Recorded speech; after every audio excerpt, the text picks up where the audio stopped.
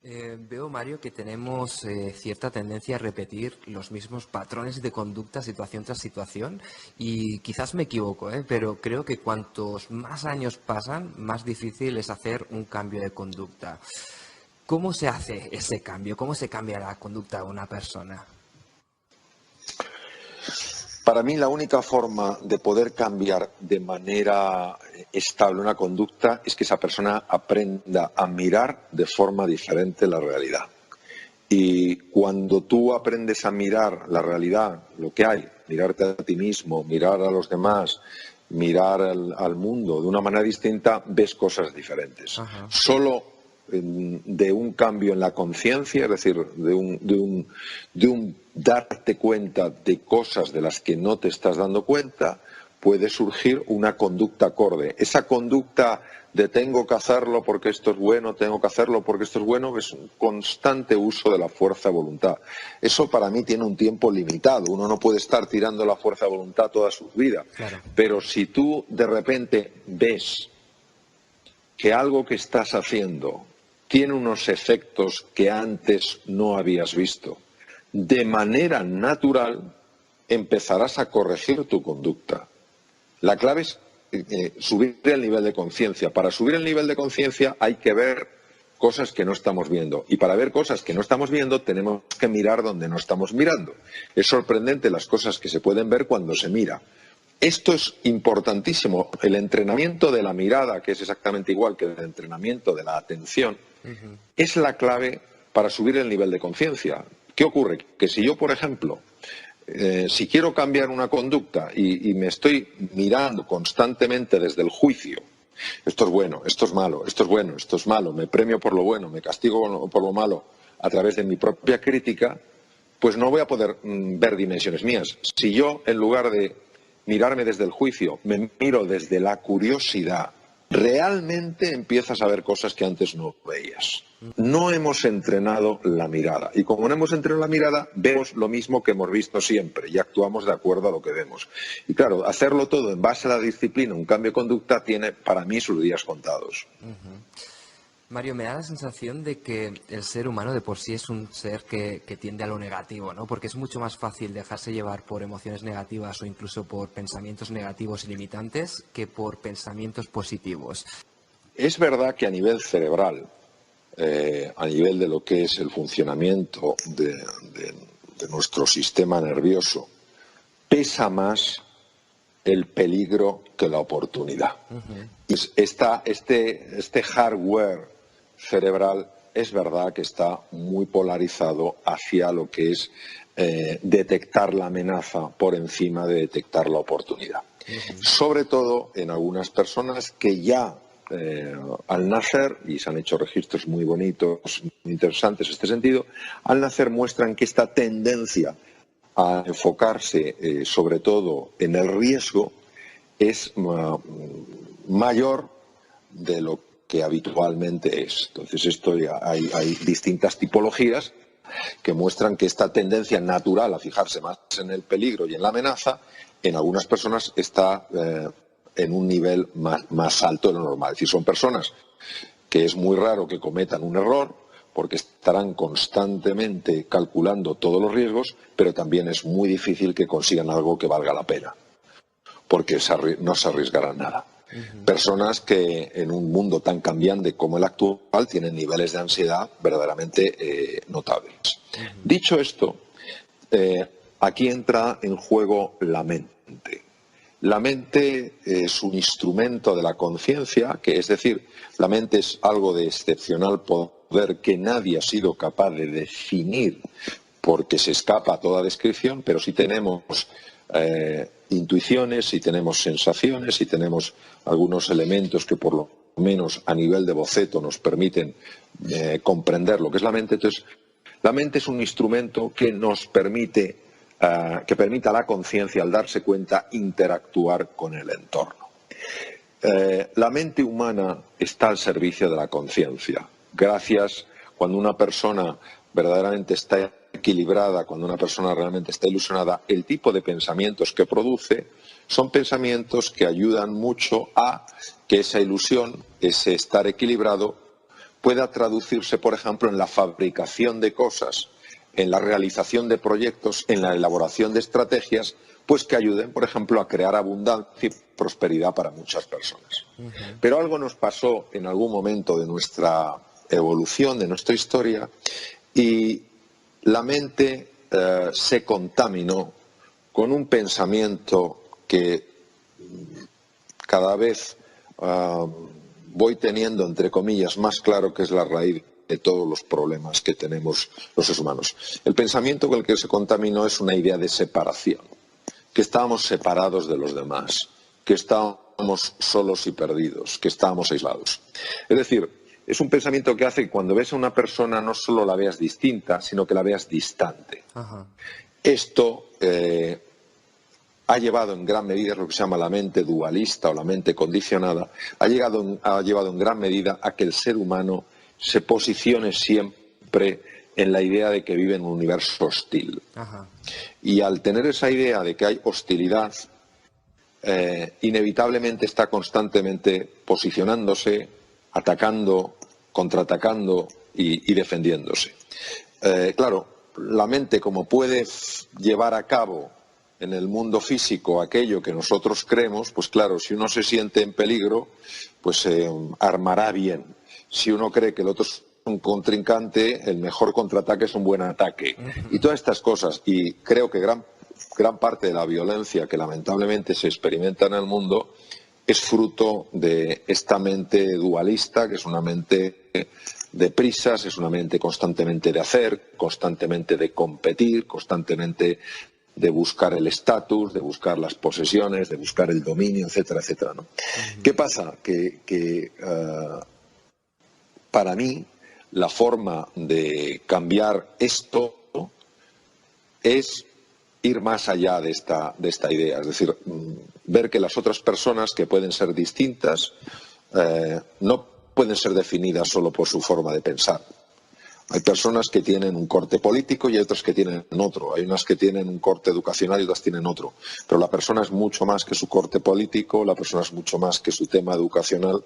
Entonces, cuando uno mira a esa persona, entendiendo que esa persona, aunque piense distinto que tú, aunque tenga un background radicalmente diferente, venga de una cultura distinta, sea de un partido que no te gusta, etcétera, etcétera, cuando tú ves que esa persona en su interior también tiene ilusiones como las tienes tú, tiene necesidades, tiene preocupaciones, tiene angustias y que al igual que tú quiere ser feliz, mucha de la animadversión, mucho del rechazo se va mitigando. Y entonces te das cuenta de que al final el resto tiene muy poca importancia, porque cuando dos personas conectan a nivel personal, qué difícil es que puedan entrar en conflicto.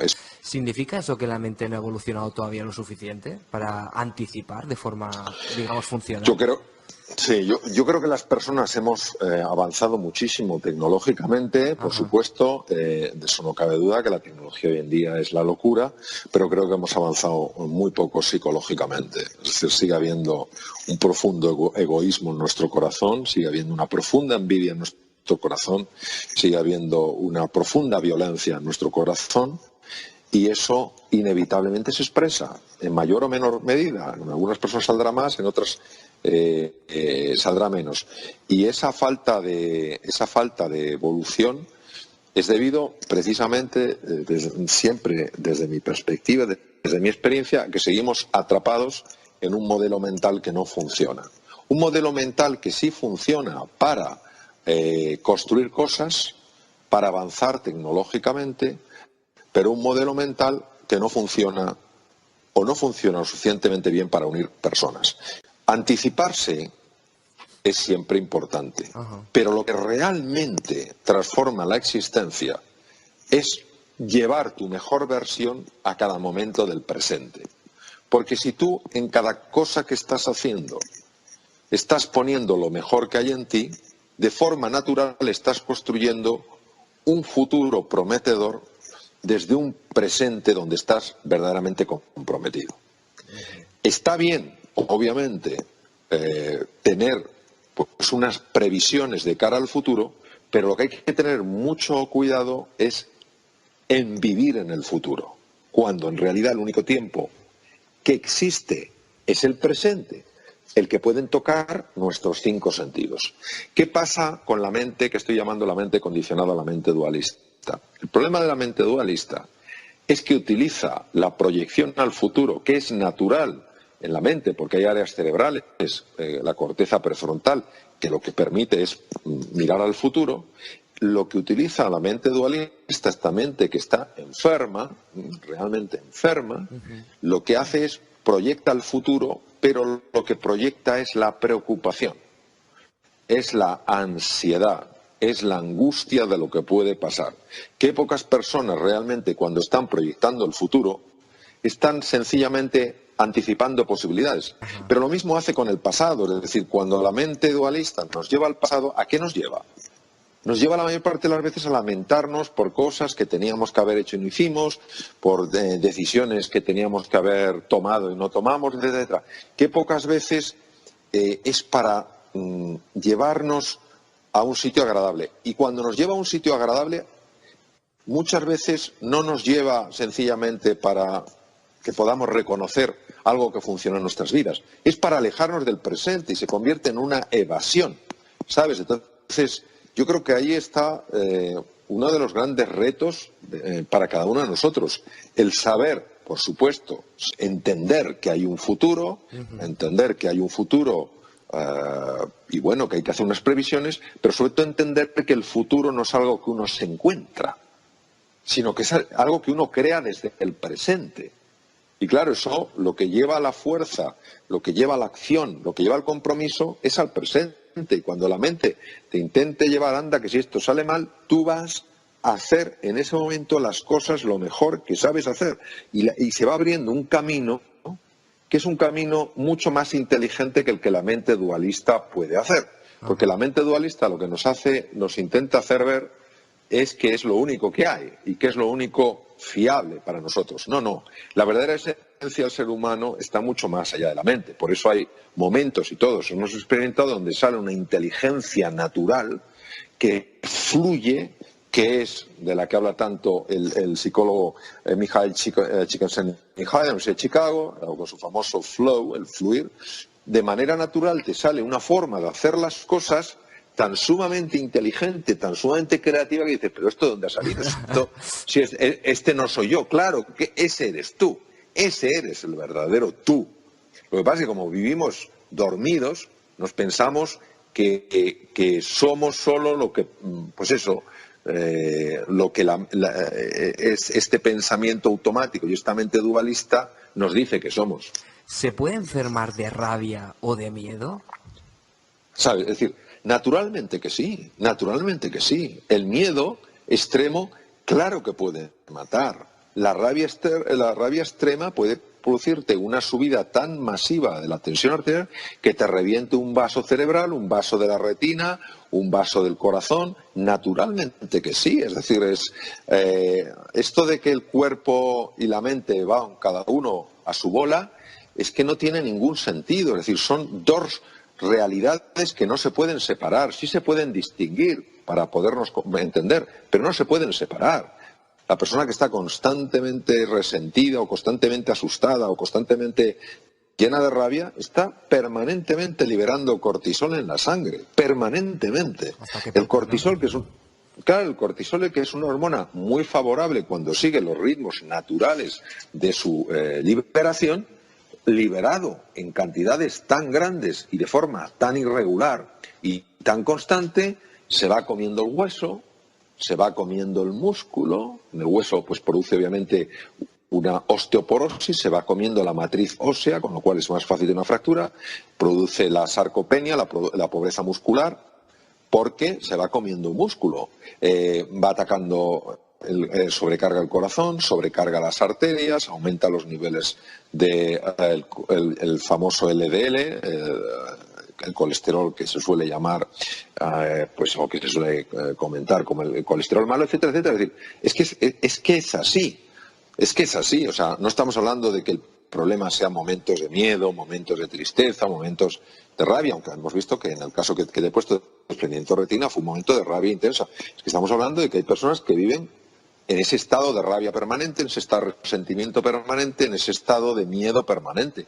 Y eso inevitablemente repercute en el cuerpo, pero porque son la misma cosa. Los estados mentales y los estados emocionales son las dos caras de la misma moneda. Mueves una, se mueve la otra, ¿sabes? Entonces, hoy, con la investigación que hay en uno de los centros más importantes del mundo, a mí sigue chocándome que esto todavía sea algo que sorprenda a tantas personas, incluso que llegue a sorprender a muchos médicos. Entonces, claro, estamos hablando de algo tremendamente potente y por eso lo que es la gestión emocional es una de las cosas que en este mundo tan analfabeto emocionalmente, sencillamente porque las emociones han sido objeto privado de cada uno, donde no se le ha dado especial relevancia, pues ahora resulta que tienen el papel más importante. ¿Cómo podemos estar alerta del estrés y qué hay que hacer para reducirlo? Bueno, en primer lugar, yo diría que nuestra sociedad dice que el estrés es malo, pero aplaude el estrés. La persona que dice que está sumamente, o sea, que no tiene tiempo para nada, es percibida como el gran triunfador. Ajá. Todos tenemos el tiempo muy ajustado, está claro. Pero dentro de tener el tiempo ajustado hay una parte que tiene que formar parte de esa inversión de tiempo, que es estar constantemente reequilibrando cada vez que te desequilibras. Pero nuestra sociedad sigue pensando que el ir deprisa, corriendo de un lado a otro, es un signo de que eres una persona importante y que te van bien las cosas. Entonces, ¿qué podemos hacer? Darnos cuenta de que esto es absurdo, de que para poder funcionar bien en la vida hay que estar equilibrado.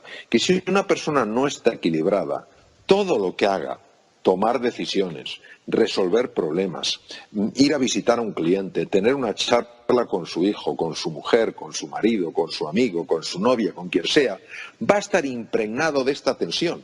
Sabemos perfectamente que cuando una persona está sometida a niveles muy elevados del estrés negativo, que se llama distrés, el cerebro experimenta cambios muy profundos y entre estos cambios podemos destacar la muerte de neuronas del aprendizaje y la memoria. Es decir, hay que volver a la sensatez. Si es que cuando una persona está equilibrada es mucho más eficiente. Es como el leñador que afila su hacha, cortará más árboles que aquel que no afila su hacha. Y el que no afila su hacha se preguntará por qué le tocan los árboles más duros del bosque. No, no es que te toquen los árboles más duros del bosque. Es que como no tienes el hacha afilada, cada vez vas a tener que levantarte más temprano y acostarte más tarde porque no tomas ese espacio de tiempo necesario para afilar tu hacha. Entonces, creo que, y además hay muchas empresas, esto ya se está empezando a tomárselo muy en serio. Periodos donde las personas pueden parar, pueden estar a solas para reequilibrarse, porque estamos todos constantemente desequilibrándonos. Entonces, ¿qué es lo que podemos hacer? Primero, caer en la cuenta de que esto no es una cosa que ya la haré. Es que si uno no empieza a incorporarlo en su vida, tiene consecuencias. Claro, que no es ningún castigo, claro, que no es ningún castigo divino. Es que tiene consecuencias. El organismo necesita, hay grupos que han hecho montones de estudios, montones de investigación con atletas de primer nivel, Jimmy Connors, Arantxa Sánchez Vicario, personas muy, muy expertas en este campo, grupos formados por psicólogos,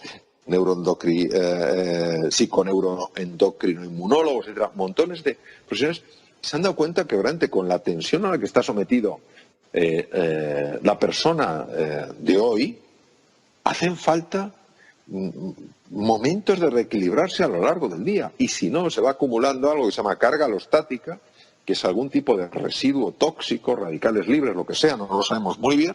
Y que, claro, en un momento determinado eso se expresa en forma de enfermedad, en forma de la decisión muy torpemente tomada con enormes consecuencias. Por eso, precisamente, hay que pararse para poder luego ir más deprisa. Y mientras uno no caiga en la cuenta de esto, pues es igual, o sea, es uno el que se lo tiene que decir a sí mismo y decir, tiene que haber otra forma de vivir donde no reduzco mi eficiencia, no reduzco mi creatividad, sino muy al contrario, las aumento, precisamente por el hecho de que cuando me siento desequilibrado me reequilibro.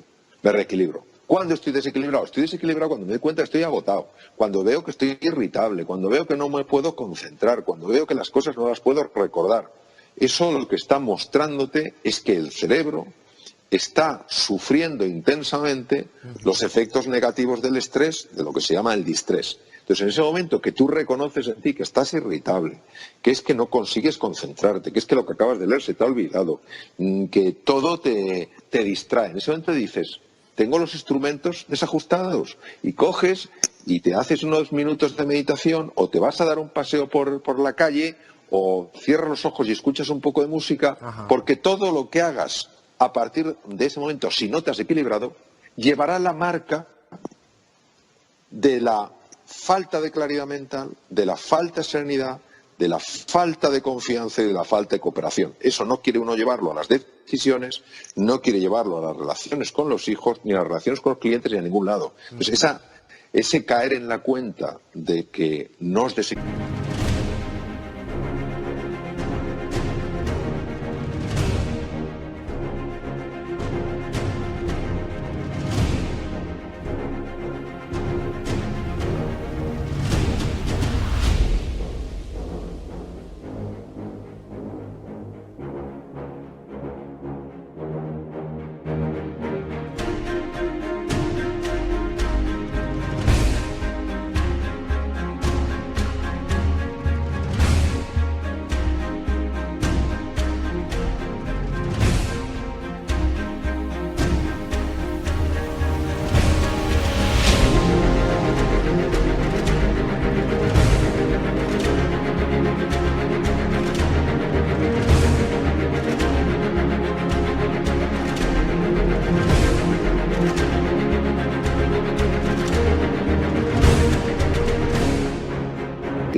Todos, y que lo que tenemos que hacer es reequilibrarnos, me parece que es normal para una sociedad que quiera estar sana física y mentalmente. ¿Por qué reconocernos a nosotros mismos nuestro propio éxito no es suficiente para nosotros? Bueno, yo creo primero que tenemos que redefinir lo que es el éxito. El éxito es algo muy personal de cada uno. Hay gente que son tremendamente idolatrados por un montón de personas y que en su interior están hechos polvo. No tiene sentido lo que hacen, aguantan el tipo como pueden, sonríen forzando todos los músculos del cuerpo, los demás creen que son gente de éxito, ellos no se sienten así. Por tanto, yo sería tremendamente respetuoso con lo que cada uno defina como éxito. Pero no es la sociedad la que tiene que definir qué es el éxito. Es verdad que la sociedad premiará unas cosas y no premiará otras, pero el que tú lleves una vida feliz no puede depender de lo que la sociedad premie o no premie, porque la sociedad tiene un montón de cosas estupendas, pero en esto de entender a las personas está todavía en párvulos. Respecto al tema de por qué es tan importante el reconocimiento. Es tan importante el reconocimiento porque al no conocer de verdad nuestra naturaleza, que es una naturaleza llena de grandeza, basamos nuestra autoestima en un punto de referencia que son los demás. Entonces los demás se convierten en espejos a través de los cuales nos miramos. Si yo tengo claramente la experiencia de que como ser humano valgo la pena, de que hay grandeza en mi interior, las opiniones de los demás me pueden importar, pero no me van a trastornar, ni en lo bueno ni en lo malo. Es decir, ni las buscaré insaciablemente para que constantemente me estén diciendo lo bueno que soy, ni me destrozará cuando me digan es que no vales para nada, no llegarás a nada. Sencillamente serán comentarios de los cuales sacaré alguna información que obviamente me puede ser útil, pero no se convertirán en la única referencia. Ahora, si yo, que desconozco profundamente mi valor como persona y que puedo incluso tener dudas de mi valor como persona, tal vez porque de pequeño alguien, más fruto de su ignorancia que de su maldad, me dijo no llegarás nunca a nada, y eso lo tengo dentro, estaré constantemente buscando referencias que me digan que sí valgo. ¿Dónde encuentro las referencias si no las busco dentro? Las buscaré fuera. Claro. Entonces, claro, esta avidez de reconocimiento es tan intensa en el ser humano precisamente por eso, porque se convierte en una referencia. Dicho esto, obviamente creo que es importante y es justo reconocer a las personas cada vez que hagan algo que verdaderamente añada valor, digamos, a la vida de alguien. Ahora, lo que creo que es contraproducente es esta dependencia excesiva del reconocimiento.